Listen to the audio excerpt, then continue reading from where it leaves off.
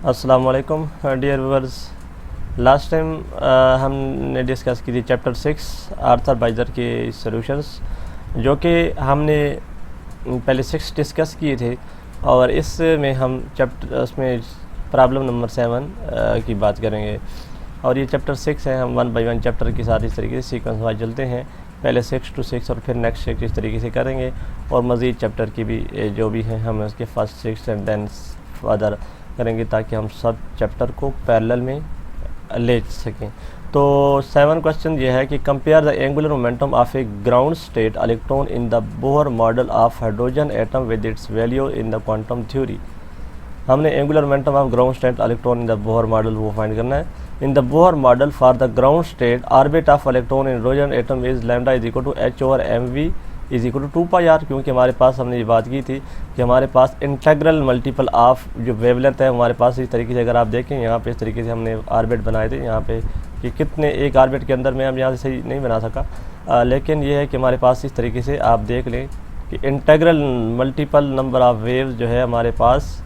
किसी ऑर्बिट के अंदर क्या सकते हैं, फिट आ सकते हैं। यानी या तो n इज इक्वल टू इसमें 1 होगा, यानी यहाँ पे अगर आप देखें 2πr होता है टोटल, या तो इसमें 1 लेमडा या 2 लेमडा हो सकते हैं। यानी अगर आप एक बात करें यहाँ इसमें या तो 1 लेमडा होगा या फिर इसके अंदर इसके साथ इस तरीके से 2 वेव हो सकती हैं, 2 लेमडा हो सकता है या 3 लेमडा, यानी n 1/2 नहीं हो सकता। So l is equal to PR, कि L हमारे पास क्या होता है P/R। यहाँ से अगर आप इसमें देख लें एंगुलर मोमेंटम होता है mvr, और यहाँ से आप एंगुलर मोमेंटम फाइंड करें तो P is equal to mv, और यहाँ से आपके पास क्या आ जाएगा R, L is equal to PR। In the quantum theory zero angular momentum state, जिसमें हमारे पास एंगुलर मोमेंटम ज़ीरो होता है क्वांटम थ्योरी में, वो कौन सा होता है, वो स्फेरिकल होता है। जो फर्स्ट जिसमें हमारे पास s ऑर्बिटल होता है, s इज इक्वल टू 0 वाला, इसमें zero angular momentum state spherical symmetry are allowed and L is equal to 0 for ground state hydrogen atom. तो हमने एंगुलर मोमेंटम जो बोहर मॉडल कहता है वो इसमें angular momentum for the first orbit L is equal to PR, and जो quantum theory कहती है, क्वांटम थ्योरी के अकॉर्डिंग जो हमारे पास जीरो एंगुलर मोमेंटम होता है L इज इक्वल टू 0, वो हमारे पास कौन सी स्टेट होती है, वो हमारे पास स्फेरिकल सिमेट्री s ऑर्बिटल जिसमें होता है स्फेरिकल सिमेट्रिक ऑर्बिट प्रेडिक्ट करते हैं are allowed, and L is equal to 0 for ground state hydrogen atoms. यहाँ से हमने 2 पॉइंट ऑफ व्यू से इसको डिस्कस करना है। The first is Bohr model. Bohr model हमारे पास क्या कहता है, L is equal to PR, जो हमारे पास फर्स्ट ऑर्बिट होता है ग्राउंड स्टेट, और क्वांटम थ्योरी क्या करती है, हमारे पास स्फेरिकल सिमेट्रिक होती है और allowed, and L is equal to 0 for ground state hydrogen atoms. अच्छा जी, कहते हैं कि क्वेश्चन नंबर 8 है कि what is Schrodinger's equation for particle of mass that is constrained to move in circle of radius r so that psi depend only on phi. वो Schrodinger equation लिखें, Schrodinger equation का वो वाला part जिसमें Sai depend कर रहा हो सिर्फ और सिर्फ फी पे। जी, तो हमारे पास 3 इक्वेशन, एक रेडियल पार्ट था, एक हमारे पास रिम्यूटल पार्ट था, और एक हमारे पास फी एंगुलर वाला पार्ट था। तो इस तरीके से जो थर्ड है जो फ़ी वाला, d² साई ओवर d² फ़ी प्लस ml² इंटू साई, देखें फ़ी पे डिपेंडेंस है। अगर आप इस इक्वेशन के रूट्स देखें, जी ये हमारे पास एक डिफरेंशियल इक्वेशन जिसका first part, solve this equation for psi and evaluate the normalisation constants. जी, हमने इस इक्वेशन को सॉल्व करना है। तो जब आप देखेंगे हमारे पास क्या है, जस्ट लाइक इस डिफरेंशियल इक्वेशन का सोल्यूशन बहुत ईजी है, आप इसको कर सकते हैं m² plus 1 is equal to 0, and आपके पास क्या आ जाएगा m² इज़ इक्वल टू ये क्या हो जाएगा -1, and m is equal to, इसमें आपके पास आ जाएगा plus and minus iota.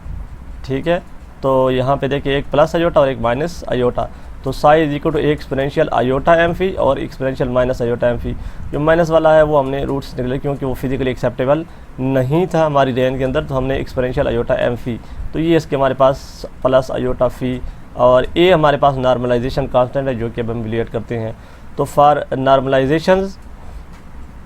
0 to π psi asterisk, psi is equal to 1 होना चाहिए। साई स्टेरिक हमारे पास इसका आ जाएगा exponential iota minus m phi, and psi जो है हमारे पास इसमें हमारे पास होगा exponential iota m phi is equal to d phi. 0 to 2π integrate करेंगे तो ये हमारे पास आ जाएगा इस तरीके से अगर आप इसको देख लें,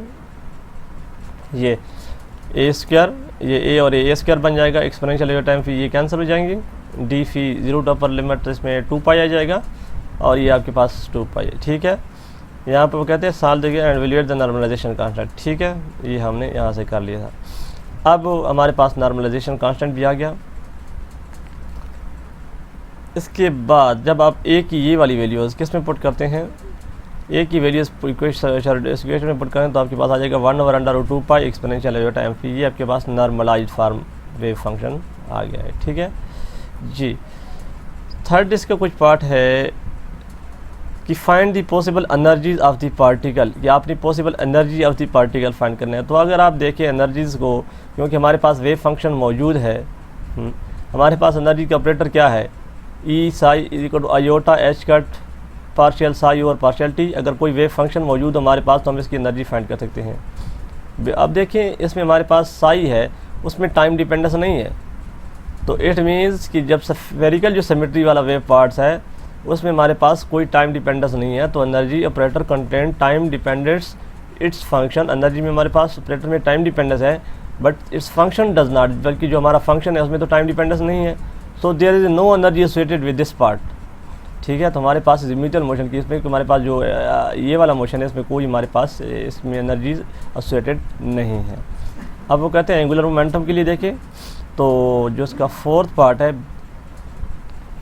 find the possible angular momentum of the particle. जी, angular momentum of the particle में हम क्या करेंगे, हमारे पास एंगुलर मोमेंटम ऑपरेटर है L z equal to minus iota H cut partial और पार्शियल फी और आगे साई होगा। हम अप्लाई करते हैं किसी भी वेव फंक्शन के ऊपर, वेव फंक्शन ये है, इसको यहाँ पे ले आएँ और अप्लाई करें। माइनस एच योटा हमारे पास आएगा, यहाँ पे सॉरी मैं एच कट लिखना भूल गया, minus iota H cut partial और पार्शियल फी और वेव फंक्शन ये, इसमें कांस्टेंट जो है आपके पास बाहर आ जाएगा, इसका डेरिवेटिव आपके पास आ जाएगा M H cut and psi of theta, ये दोबारा आपके पास आ जाएगा। तो यहाँ पे ये एच कट है, सो यहाँ पे मैं एच कट मेरे पास नहीं था वक्त, तो M into H cut psi of zero, यानी इस तरीके से ये फंक्शन दोबारा आ जाएगा, क्योंकि ये जो आपके पास एक्सपोनेंशियल फंक्शन है इसका डेरिवेटिव भी आ जाता है और साथ साथ वही फंक्शन दोबारा अपीयर हो जाता है। तो हमारे पास ये दोबारा वही फंक्शन बन जाएगा एम इंटू, ये हमारे पास आइगन वैल्यूज़ है। Thus we find that the total angular momentum is not integral multiple of h cat, total angular momentum नहीं है बल्कि LZ, but Z component of LZ, देखें Z component of angular momentum is integral multiple of m h cat, और इसकी value क्या हो सकती है 0 h cut जी 2 h cut 3 h cut, ये पॉसिबल वैल्यूज एंगुलर मोमेंटम की हो सकती है, किसकी, एल जी की, टोटल एंगुलर मोमेंटम की नहीं, सिर्फ जी कंपोनेंट की एंगुलर मोमेंटम की ये वाली वैल्यूज पॉसिबल हो सकती है। ठीक है जी। क्वेश्चन नंबर 9 है, under what circumstances if any is L z equal to L, क्या ऐसा हो सकता है कि हमारे पास जी कंपोनेंट टोटल की इक्वल हो जाए। कहते from equation 6.2 L z must be integral multiple of h, यानी L z is equal to L into L plus 1 और h cut for L to equal to z the product L into L plus 1 from equation this L must be the square of, ये हमारे पास इस तरीके से अगर आपको ये equation याद हो इसमें हमारे पास ये होता है कि L is equal to L into L plus 1, ठीक है, एंड इस तरीके से होता है ये एंड एच कट। ठीक है, ये हमारे पास क्या होता है जी कंपोनेंट होता है। तो क्या कहता है कि क्या ये ग्रेटर हो सकता है इससे, ये जो एल जी कंपोनेंट है, तो कहता है कि अगर हम दोनों का स्क्वायर ले लें तो L square should be equal to L into L plus 1 which is always, this is always हमारे ग्रेटर होता है दिस से, और any negative with equality holding in the first relation if, अगर हमारे पास एल इज इक्वल टू 0 हो जाता है therefore L into L plus 1 is the square of integral only if L is equal to 0, in this case L z will be equal to 0। अगर आपके पास L यहाँ पे 0 हो जाए तो ये क्वांटिटी क्या हो जाएगी 0 and L is equal to L z. तो ये कंडीशन हो सकती है कि इक्वल हो सकता है कि एल जो कैपिटल एल है वो स्मॉल की इक्वल तब होगा कि जब आपके पास ये एल स्मॉल एल 0 हो जाए तो इधर भी 0 हो जाएगा और इधर भी 0 हो जाएगा, यानी जो स्मॉल एल की वैल्यू आप 0 पुट करेंगे तो फिर आपके पास कैपिटल एल भी 0 एंड स्मॉल एल भी 0। तो फिर यानी स्मॉल एल क्या है, स्मॉल एल तुमको पता है हमारे पास z component of the angular momentum है, ठीक है जी। क्वेश्चन नंबर 10 है what are the angle between L and the z axis for L is equal to 1 and L is equal to 2। हमने एंगल फाइंड करना है between L and z axis for L is equal to 1 and L is equal to 2 जी। इसमें ये तो angle हमारे पास होता है थीटा एम एल से हम लिखते हैं cos inverse M L over L into L plus 1 into H कर दिए हमारे पास। अब देखिए ये जो अगर हमारे पास एल इज इक्वल टू 1 है तो एल इज इक्वल टू 1 यहाँ पे पुट करेंगे, L is equal to 1, L is equal to 1 की करस्पॉन्ड हमारे पास एम एल की कितनी वैल्यू हो सकती है, एम एल की हमारे पास वैल्यू होती है -1 0 एंड 1, ये वैल्यू हो सकती है -1 0 एंड 1, 3 वैल्यूज। तो हमारे पास कितने एंगल आएंगे एल इज इक्वल टू 1 के करस्पॉन्ड, पहले हम M L is equal to -1 put करेंगे और एल की जगह 1 एक एंगल आएगा फर्स्ट एंगल।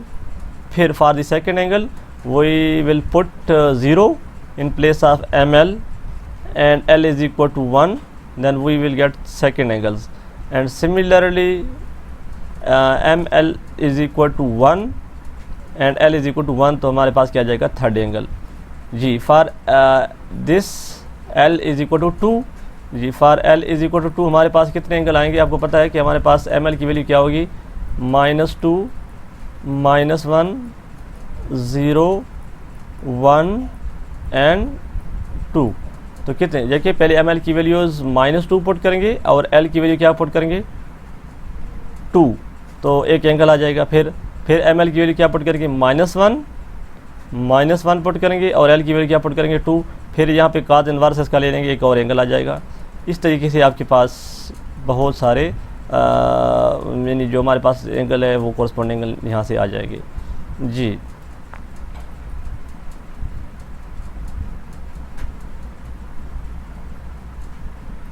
क्वेश्चन नंबर 11 है हमारे पास, कहते हैं कि what are the possible values of the magnetic quantum number M L of an atomic electron whose orbital quantum number is L is equal to 4। तो हमारे पास एम एल की कौन कौन सी वैल्यू हो सकती है फॉर इक्वल, तो इसकी क्या वैल्यू हो सकती है -L2 plus L, M L की वैल्यू -L2 प्लस एल होती है, यानी एम एल की कोरस्पॉन्ड यानी जो एम एल की वैल्यू होती है एल की correspond -L2 plus L possible value हो सकती है, 2 × 2L प्लस 1 वैल्यू हो सकती है। तो यहाँ से अगर L इज इक्वल टू 4 है तो ये कि +-4 +-3 +-2 +-1 और 0, ठीक है, for L is equal to 4 की किस्मत हमारे पास ये वैल्यू हो सकती है, ठीक है जी, ये इसका आंसर है। और क्वेश्चन नंबर 12 है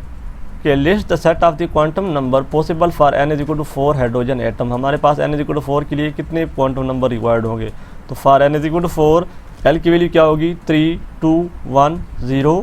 for L is equal to 3, for L is equal to कहते हैं M L is equal to -3 -2 -1 0 1 2 3, for L is equal to 3 जी, ये वाले एम एल की वैल्यू कहाँ गए quantum, for M L is equal to -2 -1 0 1 2, for L is equal to हमारे पास 2 के कोरस्पॉन्ड जी, L इज इक्वल टू 2 की कोरस्पॉन्ड हमारे पास एम एल की ये वाली values, and -1 0 1 for L is equal to 1 and M L is equal to 0 for L is equal to 0। तो ये क्वांटम नंबर हमारे पास रिक्वायर्ड होंगे अगर हमारे पास n इज इक्वल टू 4 होगा। L की ये वैल्यू हो सकती है और एम एल की हमारे पास ये और ये हो सकती है कोरस्पॉन्डिंग टू L, ठीक है। तो यहाँ पे मैं स्टॉप करता हूँ।